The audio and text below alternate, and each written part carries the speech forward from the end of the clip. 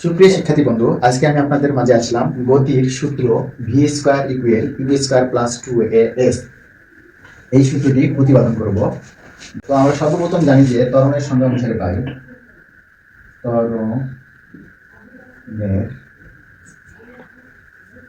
সূত্র হতে পারে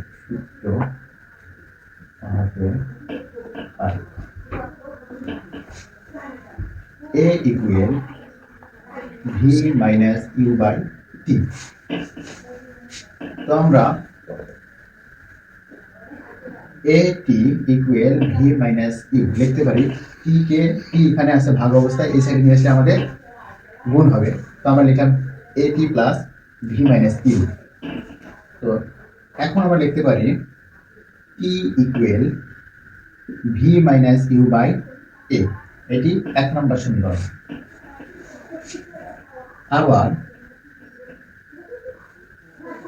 গতির আমরা গতির দ্বিতীয় সূত্র হতে পাই, গতির দ্বিতীয় সূত্র হতে পাই s equal v plus u by 2 into t. তো এখান থেকে আমরা লিখতে পারি s equal v plus u by 2 into t এর মান আমরা পাই এখানে,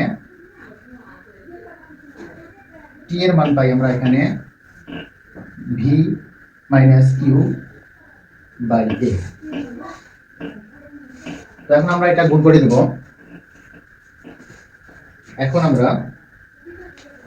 দেব। গুণ করলে আমাদের আসে এস ইকুয়াল ভি স্কয়ার প্লাসে মাইনাসে মাইনাস ইউ স্কয়ার বাই 2 এবং এ গুণ করলে হয় 2a।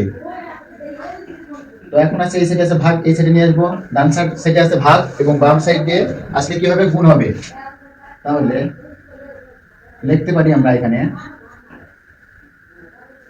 লিখতে পারি 2as ইকুয়াল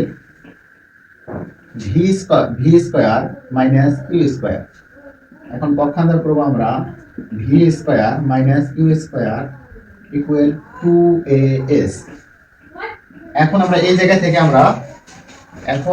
জায়গা থেকে ভি এর মান বের করব, u square equal u square, এখানে আছে মাইনাস, ডান সাইডে গেলে হবে প্লাস, তো ইউ স্কয়ার প্লাস 2as। সুতরাং আমরা লিখতে পারি v square equal u square plus 2as। Proof. তো আমরা গতির সূত্র v square equal u square plus 2as এটা আমরা প্রতিপাদন করলাম। তো আমার এই ভিডিও দেখে কেউ যদি উপকৃত হয় তাহলে আপনারা আমাকে সাপোর্ট করবেন। আর আপনাদের পদার্থবিজ্ঞান সম্পর্কে আমি রেগুলার একটা করে ভিডিও দেওয়ার চেষ্টা করব অধ্যায় ভিত্তিক। ততক্ষণ পর্যন্ত আপনারা ভালো থাকুন, সুস্থ থাকুন। আল্লাহ হাফেজ।